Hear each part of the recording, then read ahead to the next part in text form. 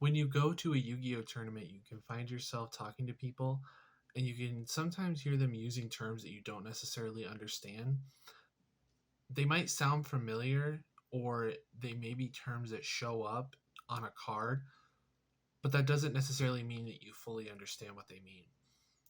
In this video, I'm going to talk about 10 terms and phrases that you should know before you go to your first tournament. The first term or phrase that I want to talk about is the idea of targeting versus non-targeting. I never really understood this, and there are still some cards that it's extremely ambiguous on. This is a result of old card text and old game design. But the basic gist is that if a card targets, then it's going to say on the card, target a monster, target a spell, target a card, whatever. If the card doesn't mention the word target, then it doesn't target. And the reason why that's so important is because if a card targets and you target an opponent's card, if that card changes locations before the effect has a chance to resolve, then the effect will resolve without actually applying anything. A really easy example is in the hero deck. If someone were to activate, say, an effect Veiler and target your elemental hero Stratos, which is activating its effect, you can chain mask change and target your Stratos on the field. The chain will resolve backwards. The Stratos will leave the field and be replaced by a masked hero. And since the Stratos has left the field, the effect Veiler no longer has a monster on the field to target, or the target is no longer on the field, so it can't actually negate the effect, and the Stratos will be able to resolve perfectly fine. There are other scenarios where this can come up, but that's probably one of the more common ones. Another really good example is if you have 2 or 3 cards set in your spell and trap zone and your opponent activates a Cosmic Cyclone and targets one of them, then you have the opportunity to chain that specific one if you want to. But if your opponent activates an effect that doesn't target, like say Dingirsu, if they activate the effect and they choose the mode to send a card from the field to the graveyard, that effect does not target. So the card that gets sent gets chosen on resolution, not on activation, which means your opponent now has to work knowing that any one of the cards that they have on the field could end up being sent. And if your opponent has a certain card in mind that they want to send, and you choose to activate that card and make it where sending it would no longer be a good idea, they can then change their mind once the effect goes to resolve. It's a bit of a more complex situation because you really have to understand why not choosing at activation matters. But I think the more you play the game and the more you learn what effects do target and what effects don't target, you start to understand why non-targeting removal is so important. The next thing I want to talk about is paying cost. Now, in order to talk about paying cost, we kind of have to talk about problem-solving card text. So problem-solving card text is something that you don't really need to know what it means functionally. You just need to know how it relates to any individual card. Problem-solving card text is basically what Konami came up with to try and fix a lot of the issues that they had with the extremely diverse amount of ways that they were handling different interactions and different effects written on cards. Basically, what problem-solving card text did was standardize the way that effects are written. And effects are now broken up into 3 components, and these are the components of an effect that activates. If an effect does not activate, then it's different. But the 3 components are separated by 2 specific pieces of punctuation. The first is the activation requirement, and that is offset by a colon. So you'll see cards like, if this card is sent to the graveyard, colon, or if your opponent summons a monster, colon. That is the activation requirement. Once that requirement is met, then the card's effect can be activated. Some effects do not have activation requirements, and those tend to be ignition effects, which means that you can just activate them on your turn whenever there's an open game state and whenever the effect has the ability to be activated. Basically, can you pay the cost? And that brings us to the next point. There's the cost of the effect. Now, within the section that includes the cost, it also includes targeting. And targeting is not technically cost, but for all intents and purposes, we will include targeting in the cost discussion, because the only reason why targeting doesn't count as cost is because of extremely weird corner cases, and we don't need to talk about those corner cases in order for you to understand how all of this works. So the cost comes after the colon but before a semicolon, and bear in mind there can be no colon, so it could just come before the semicolon and with nothing before that. And sometimes effects don't have a cost either. They just have an activation requirement, in which case there would only be a colon and no semicolon. But for all intents and purposes, we'll pretend that the effects we're talking about have both a colon and a semicolon. So everything that comes between the colon and the semicolon is the cost. This includes things like discarding a card, targeting a card, sending a card to the graveyard, any number of things. The cost has to be paid at the time you activate the effect. So the activation requirement has to be met, and then once you've met it and you decided you want to activate it, you pay the cost. And once the cost is paid, the effect goes onto the chain. So if you're activating this card and nothing else has been activated before it, it becomes chain link 1.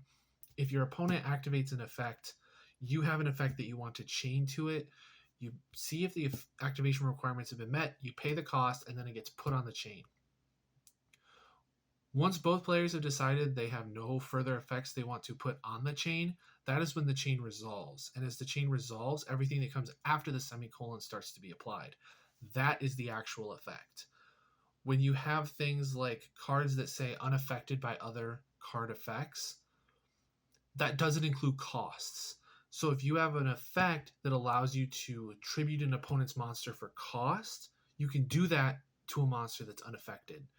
The same goes for using monsters as material for a summon, because the materials of a summon aren't part of an effect. But that's a discussion for another time.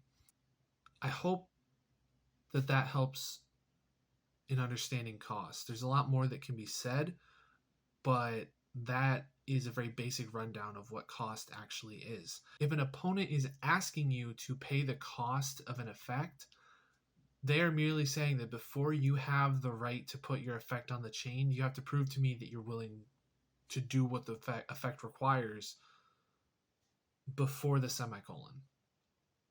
Whether that be discarding a card, whether that be in the case of something like Pot of Desires, banishing 10 cards face down from the top of your deck, or any number of things.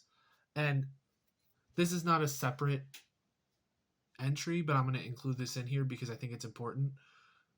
There's also the difference between an effect that activates and an effect that doesn't activate, and there are cards that negate activated effects, and the difference is if the effect has a colon or the effect has a semicolon. If it has either of those things in its text from the start of the sentence to the period, if there is a colon or a semicolon, then that effect activates. If there is not, then that is not an activated effect.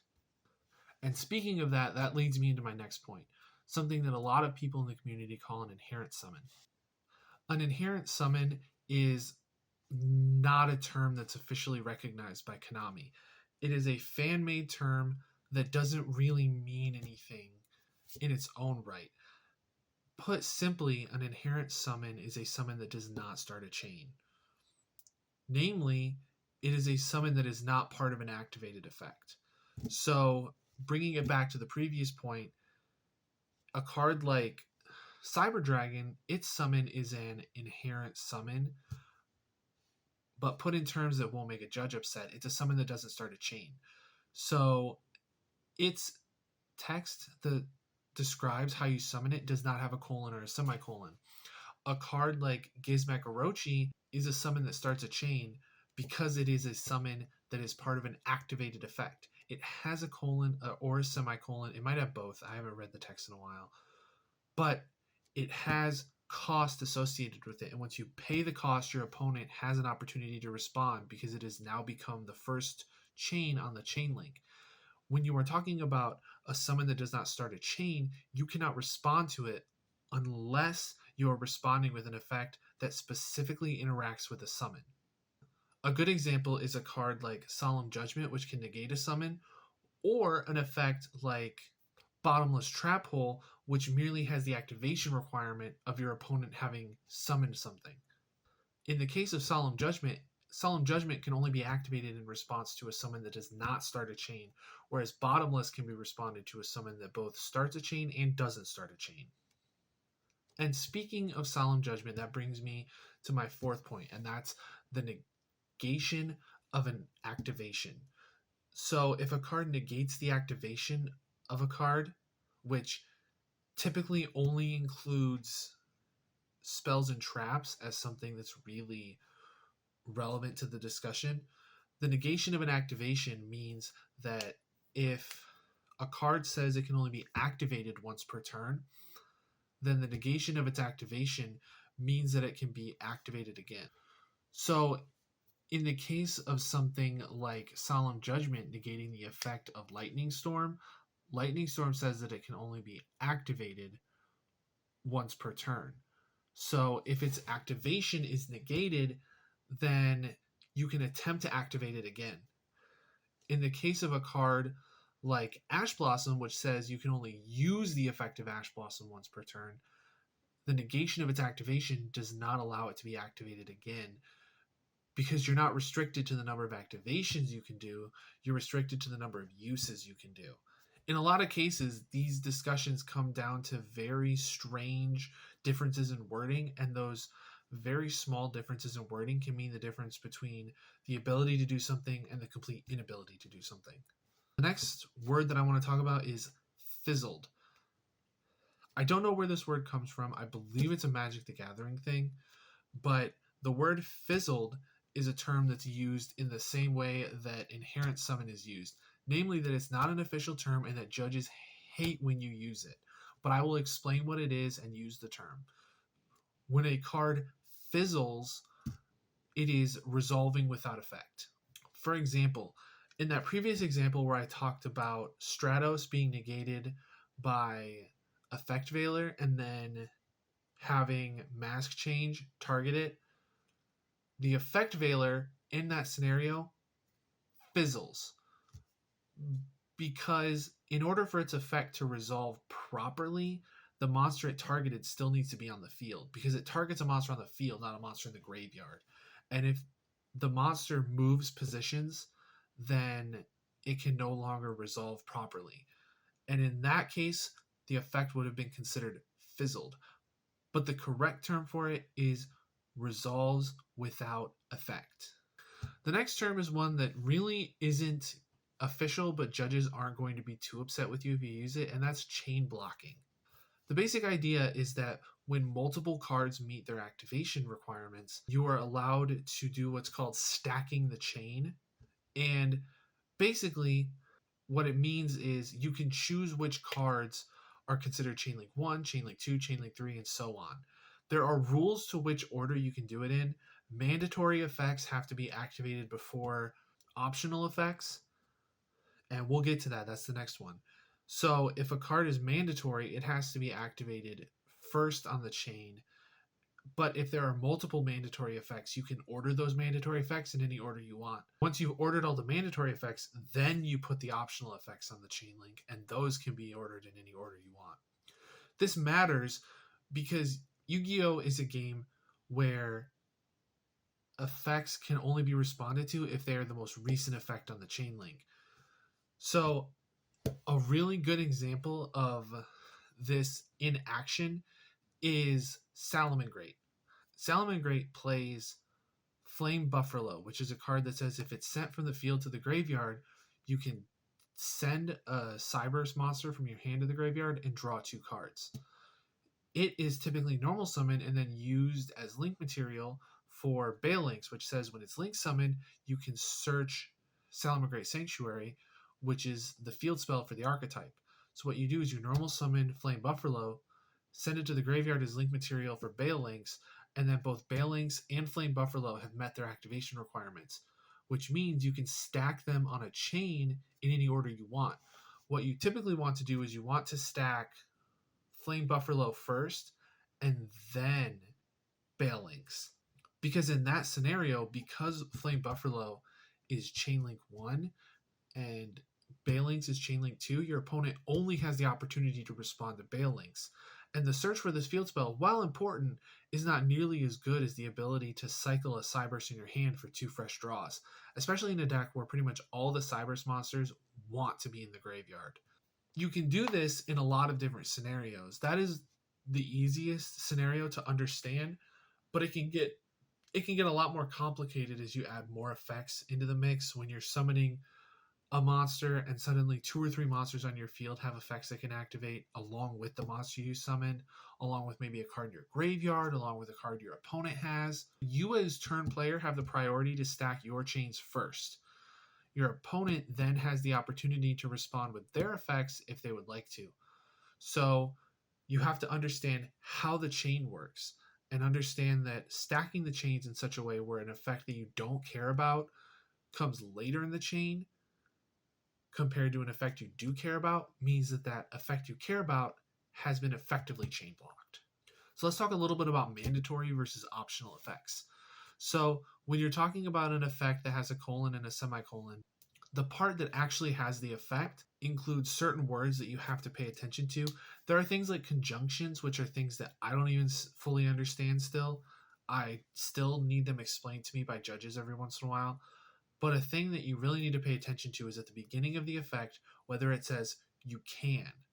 Like, for example, a card like Witch of the Black Forest is mandatory. It does not say you can. It says if this card is sent from the field to the graveyard, add a monster with this much defense or lower from your deck to your hand. A card like Flame Buffalo, like I mentioned in the previous example, says if this card is sent to the graveyard, you can send a Cyberse monster from your hand to the grave and draw 2 cards. So if it says you can, then the effect is optional. If it does not, then it's mandatory. It's as simple as that. Next up is a term that, again, judges hate. And that's entirely because this term is a bit of a misnomer. So if you've read the rulebook for Yu-Gi-Oh, you know that there are speeds to spells. And those spell speeds apply to more than just spells. They are effectively the speed at which you can activate effects and the categories in which effects belong to and whether or not they can respond to certain other effects. Spell speed 1 is what I referred to earlier. It's an ignition effect, which means it can be activated on your own turn when there's an open game state. Spell speed 2 are quick play spells, normal traps, or monsters that have a quick effect. These are effects that can be activated on either turn during any phase and can be activated in response to other effects. Spell speed 3 is exclusively counter traps. Counter traps can be activated on either player's turn during any phase and cannot be responded to by cards of spell speed 2. They can only be responded to by other spell speed 3 effects. So where does spell speed 4 come into the mix? Because I know people have heard other people say this either at locals or in Yu-Gi-Oh videos online. Spell speed 4 is a fan-made and unofficial term used to describe effects that cannot be responded to by anything. The most famous example is super polymerization. It is a quick play spell, which means technically it's spell speed 2, but the fan base colloquially refers to it as a spell speed 4. And the reason why it is such a massive misnomer is because part of the spell speed hierarchy implies that higher spell speeds can respond to lower spell speeds. And calling super polymerization a spell speed 4 effect is a misnomer because it cannot be activated in response to a counter trap. So the reason why people call it spell speed 4 is only because of half of the definition, the half that implies what can't respond to it. It does not take into consideration what can respond to it. So you kind of have to understand that this term, while it's extremely antiquated and doesn't really give a full idea of what the effect actually does, it's a term that a lot of people use, and it's something that you just kind of have to get used to hearing other people say. Next up, I want to talk about meta versus rogue. So meta refers to the meta game, which is the layer of game built on top of the game. Basically, the metagame refers to the data that represents how the game is played.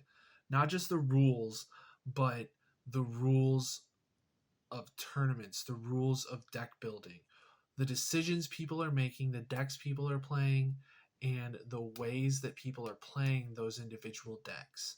So what you need to understand is that when someone refers to a deck as meta, what they're saying is that that deck is being played in high numbers at high level tournaments. It's a little weird because it's almost self-referential in a way, because the meta is what decks are being played, and when you refer to a deck as meta, it's referring to the deck that's being played. Typically, a deck is considered meta if it exists in either the top 4 or the top 5 decks currently being played. And it also is considered meta if it could feasibly make it into the top cut of a high level, high competition tournament, something like a YCS or a Nats. And the meta shifts very quickly. From one tournament to another, within a matter of a week, 2 weeks, you can see huge shifts in what's being played. And it could be as a result of nothing. No new product, no ban lists, nothing. Just what the players are doing. You know, every few months we get a new ban list. The most recent one took the longest it's taken in a long time. But roughly 3 months, we get a new ban list. And in that time, we get multiple sets released. Structure decks, side sets, core sets, sometimes even promos released depending on, what's going on with the release cycle. So, the meta is not set in stone. And what people consider the meta might not even be what the best deck is. If you find yourself liking a deck or you think it's better than it could have been, play it, see how it does, take it to a tournament. But the opposite side of that coin is rogue. Rogue decks are the decks that are, I guess, kind of considered like dark horses, come from behind candidates. Decks that aren't the best, decks that aren't considered part of like the upper tiers of play, but decks that could win, decks that have a game plan and have extremely good matchups against certain meta decks, or decks that just do something interesting that can win you games every once in a while. But these decks suffer because certain components of meta decks aren't present in them, or they need certain unsearchable power cards in order to make their deck, meet the level of power that these meta decks have. Lastly, I want to talk about something that a lot of people hate to talk about, and that's missing the timing. So I'm going to try to make this as simple as possible. I mentioned before that sometimes small differences in the way effects are worded can completely change the way an effect works. Whether it has you can or it doesn't, whether it has a colon or a semicolon, whether it says negates activation or not, whether it says use once per turn or activate once per turn. These are all things that are extremely granular but make up a huge amount of functionality when it comes to the way that this game works on like a high level.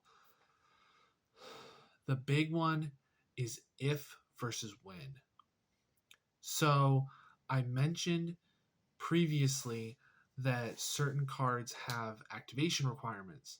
It will say if this card is sent to the graveyard, if your opponent summons a monster, so to speak. I use the phrase if, but it could also say when.